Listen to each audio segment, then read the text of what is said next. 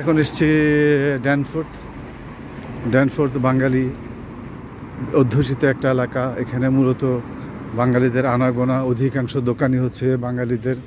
নানান ধরনের খাওয়া দাওয়া, নানান ধরনের চাকরির সুযোগ, এবং নতুন যারা বাঙালি আসেন তারা মূলত এখানেই আড্ডা মারেন এবং এখান থেকে নানান ধরনের পরিচয় হয় এবং তারা তাদের জীবিকার তাগিদে যে তারা নানান ধরনের চাকরির খোঁজ খবর এখান থেকেই পেয়ে থাকে। যারা মূলত স্ট্রাগলিং পিরিয়ড, নতুন যারা আসেন তাদের কাছে এই এলাকাটা বেশ জনপ্রিয়।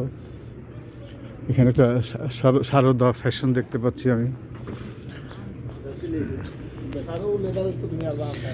বাঙালিদের সবচেয়ে অত্যন্ত জনপ্রিয় এই মক্কা রেস্টুরেন্টটি। অনেকদিন ধরে শাড়ি হাউস।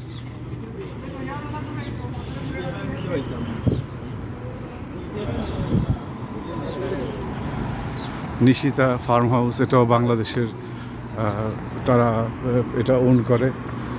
আর রাস্তা ঠিক ওই পাশে রয়েছে ঘরোয়া অত্যন্ত পরিচিত পুরনো একটা বাঙালি রেস্টুরেন্ট।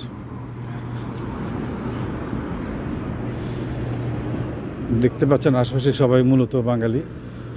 আর এটা হচ্ছে একটা গ্রোসারি শপ সরকার।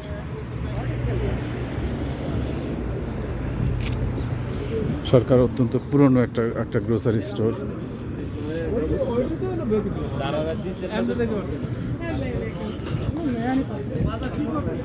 বাঙালিরা চা খাচ্ছে, ছোট্ট একটা চায়ের দোকান।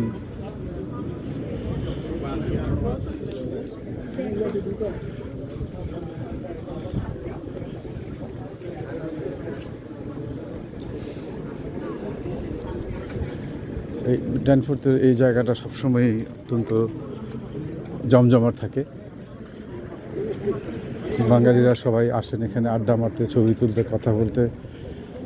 মারহাবা সুপার মার্কেট অত্যন্ত জনপ্রিয় একটা জায়গা।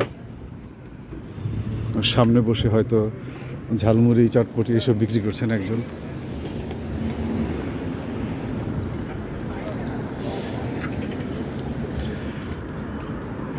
এক কথায় বলতে গেলে এক টুকরো বাংলাদেশ, টরন্টোর বুকে এক টুকরা বাংলাদেশ হচ্ছে এই ড্যানফোর্থ।